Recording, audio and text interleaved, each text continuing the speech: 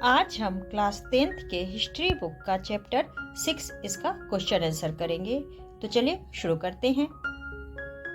Chapter 6 काम, आराम और जीवन, समकालीन विश्व में शहर। क्वेश्चन नंबर 1 है, 18वीं सदी के मध्य से लंदन की आबादी क्यों फैलने लगी, कारण बताइए। चलिए इसको करते हैं।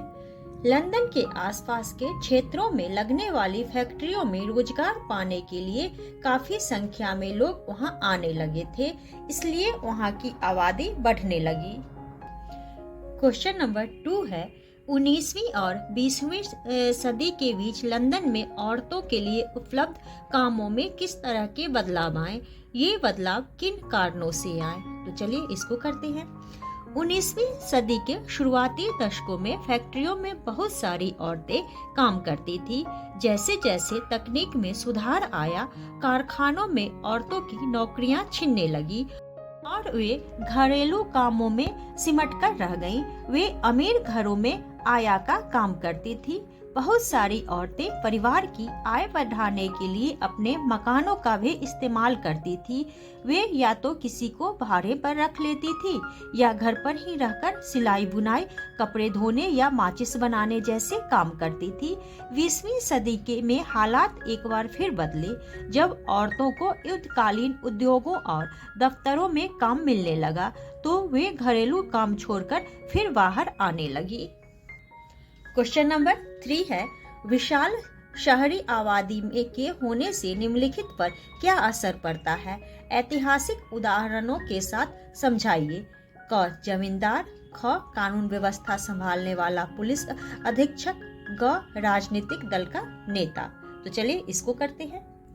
जमींदार, विशाल शहरी आबादी के होने से लोगों के लिए रहने का स्थान नहीं मिलता था, अतः जमींदार लोग गरीब लोगों के लिए घटिया और सस्ते किस्म के कमरे बनवाते थे।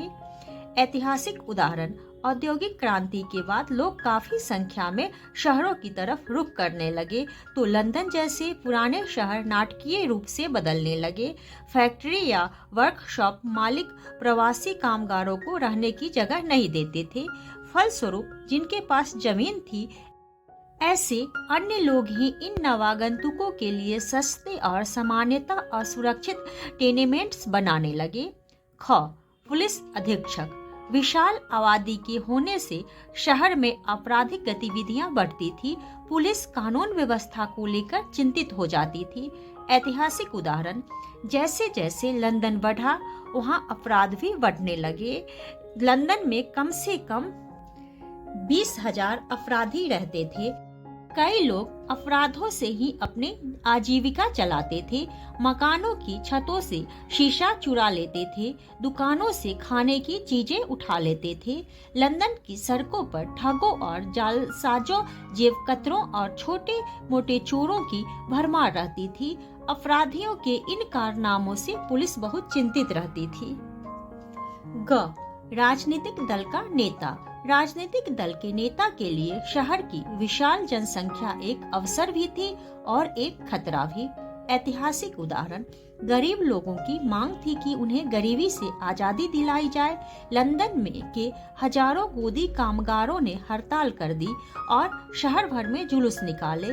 हजारों हड़ताली शहर भर में जुलूस निकाल रहे थे, परंतु न तो किसी की जेब कटी और न ही कोई खिड़की टूटी। 12 दिन तक चली इस हड़ताल में मजदूरों की मांग थी कि गोदी कामगारों की यूनियन को मान्यता दी जाए। शहर में बहुत सारे लोगों को एक साथ राजनीतिक कार्रवाइयों में खींचा जा सकता था। इस तरह शहर की विशाल जनसंख्या एक अवसर भी थी और एक खतरा भी। अब क्वेश्चन नंबर 4 है, निम्नलिखित की व्याख्या करें। क 19वीं सदी में ये धनी लंदन वासियों ने गरीबों के लिए मकान बनाने की जरूरत का समर्थन क्यों किया। ख बम्बई की बहुत सारी फिल्में शहर में बाहर से आने वालों की जिंदगी पर आधारित क्यों होती थी। ग 19वीं सदी के मध्य में बम्बई की आबादी में भारी वृद्धि क्यों हुई। तो चलिए इसको करते हैं। क गरीबों के एक कमरे वाले मकानों को जनता के स्वास्थ्य के लिए खतरा माना जाने लगा था। इन मकानों में भीड़ रहती थी। वहाँ हवा निकासी का इंतजाम नहीं था, वहाँ साफ सफाई की सुविधाएं नहीं थी। खस्ता हाल मकानों के कारण आग लगने का खतरा बना रहता था। विशाल जनसमूह के कारण सामाजिक उथल पुथल की आशंका दिखाई देने लगी थी। इन समस्याओं के कारण धनी लंदन वासियों ने गरीबों के लिए मकान बनाने की जरूरत का समर्थन किया। अब ख है, बम्बई की बहुत सारी फिल्में शहर में बाहर से आने वालों की जिंदगी पर आधारित क्यों होती थी? तो चलिए इसको करते हैं। बम्बई की फिल्में शहर के अंतर विरोधी आयामों को उजागर करती थी। बम्बई में आए दिन कई लोग रोजी रोटी की तलाश में आते थे। उन्हें यहाँ रहने के लिए, खाने पीने के लिए, ओढ़ने के लिए कई कठिनाइयों का सामना करना पड़ता था। बम्बई की बहुत सारी फिल्में इन्हीं लोगों की जिंदगी पर आधारित होती थीं। अब ग है, 19वीं सदी के मध्य में बम्बई की आबादी में भारी वृद्धि क्यों हुई? तो चलिए इसको करते हैं। बम्बई एक बंदरगाह के रूप में विकसित होने लगा, जहां से कपास और अफीम जैसे कच्चे माल बड़ी तादाद में रवाना किए जाते थे। कपास और अफीम के बढ़ते व्यापार के चलते न केवल सारे व्यापारी महाजन अपितु तरह तरह के कारीगर और दुकानदार भी बम्बई में आकर बसने लगे। सूती कपड़ा मिल की स्थापना होने से बम्बई की जनसंख्या में भारी वृद्धि हुई। अब है चर्चा करें।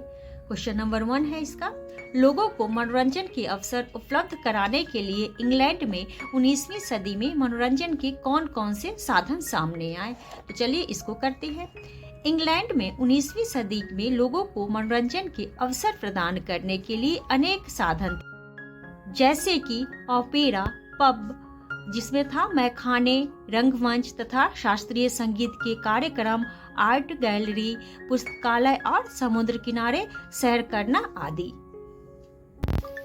क्वेश्चन नंबर 2 है, लंदन में आए उन सामाजिक परिवर्तनों की व्याख्या करें जिनके कारण भूमिगत रेलवे की जरूरत पैदा हुई। भूमिगत रेलवे के निर्माण की आलोचना क्यों हुई? तो चलिए इसको करते हैं।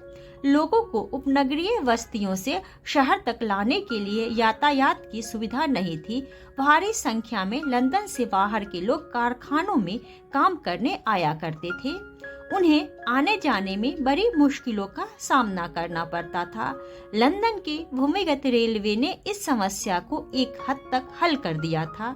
इसके द्वारा भारी संख्या में लोग शहर के भीतर आ जा सकते थे। लोगों के लिए मध्य लंदन से बाहर रहते हुए रोज काम पर आना सरल हो गया था। भूमिगत रेल के पहले ही दिन 10,000 यात्रियों ने इस रेल में यात्रा की। इस लाइन पर हर 10 मिनट में अगली गाड़ी आ रही थी। 1880 तक भूमिगत रेल नेटवर्क का विस्तार हो चुका था और उसमें सालाना 4 करोड़ लोग यात्रा करने लगे थे। आरंभ में भूमिगत रेल के निर्माण की आलोचना होने लगी। लोगों का मानना था कि इससे श्वास लेने में दिक्कत आती है, ये स्वास्थ्य के लिए भयानक खतरा है। वे सोचते थे कि इन लौह दैत्यों ने शहर की अफरा तफरी को और बढ़ा दिया है। लगभग 2 मील लंबी रेलवे लाइन बिछाने के लिए औसतन 900 घर गिरा दिए जाते थे। लंदन में बने ट्यूब रेलवे के कारण लंदन के गरीबों को भारी संख्या में उजाड़ा गया। क्वेश्चन नंबर 3 है, पेरिस के हौसमानीकरण का क्या अर्थ है? इस तरह के विकास को आप किस हद तक सही या गलत मानते हैं? इस बात का समर्थन या विरोध करते हुए अखबार के संपादक को पत्र लिखिए और उसमें अपने दृष्टिकोण के पक्ष में कारण दीजिए। तो चलिए इसको करते हैं। एड्रेस और डेट डालना है। उसके बाद, आदरणीय संपादक महोदय, नव भारत टाइम्स, नई दिल्ली। विषय, शहर के पुनर्निर्माण के संबंध में। महोदय, आपके लोकप्रिय समाचार पत्र के द्वारा मैं शहरों के पुनर्निर्माण और आधुनिकीकरण के विषय में लोगों का ध्यान आकर्षित करना चाहता हूँ। इसके लिए मैं पेरिस के हौसमानीकरण का उदाहरण पेश कर रहा हूँ। इसका अर्थ है शहरों का आधुनिकीकरण। इसके अंतर्गत शहर में सीधी, चौड़ी, छायादार सड़कें, गलियां, खुले मैदान, पुलिसमैन, बस अड्डे और उन पर टूटी के पानी की व्यवस्था की गई है। मैं ऐसे आधुनिकीकरण का निम्न कारणों से समर्थन करता हूँ। इससे शहरों को आधुनिक रूप मिलता है। ये शहर अपने राष्ट्र की अंतर्राष्ट्रीय साख बढ़ाते हैं। ऐसे शहर पर्यटन उद्योग को बढ़ावा देते हैं। इनसे व्यापार और वाणिज्य को बढ़ावा मिलता है। अतः हमें ज्यादा से ज्यादा शहरों का आधुनिकीकरण करना चाहिए। अंत में अपना नाम। क्वेश्चन नंबर 4 है, सरकारी नियमों और नए कानूनों ने प्रदूषण की समस्या को किस हद तक हल किया? निम्नलिखित के स्तर में परिवर्तन के लिए बने कानूनों की सफलता और विफलता का एक एक उदाहरण दीजिए। सार्वजनिक जीवन, निजी जीवन। चलिए इसको करते हैं। सरकारी नियम और नए कानून प्रदूषण की समस्या को काफी हद तक हल कर सकते हैं, लेकिन आज भी ये नियम बहुत से क्षेत्रों में अप्रभावी रहे हैं। इसमें निम्नलिखित उदाहरण शामिल है। सफल कानून, सार्वजनिक जीवन। बम्बई में सार्वजनिक जीवन और व्यापार और तथा व्यवसाय को सुविधाजनक बनाने के लिए समुद्र का भराव करके भूमि का विकास किया गया। या ख है निजी जीवन। सिंगापुर सरकार ने अपने नागरिकों के निजी जीवन पर नियंत्रण करके 1965 में सिंगापुर शहर का पुनर्निर्माण किया। असफल कानून, सार्वजनिक जीवन। 1918 में किरायों को तर्कसंगत रखने के लिए बम्बई प्रेसिडेंसी ने किराया कानून पारित किया, परंतु इसका उल्टा असर हुआ। किरायों पर अंकुश लगने के कारण मकान मालिकों ने मकान किराए पर देना कम कर दिया, जिससे मकानों की भारी किल्लत पैदा हो गई। ख निजी जीवन। इंग्लैंड में भूमिगत रेलवे के निर्माण से मुसाफिरों के निजी जीवन और शहरी लोगों को बहुत सी कठिनाइयों का सामना करना पड़ा। रेल के डिब्बे धुएं से भरे होते थे और लगभग 2 किलोमीटर लंबे रेलवे लाइन बिछाने के लिए 900 मकान तोड़ दिए गए। तो आज के लिए इतना ही। अगर आप लोगों को यह वीडियो पसंद आए तो वीडियो को लाइक करें और चैनल को सब्सक्राइब करें।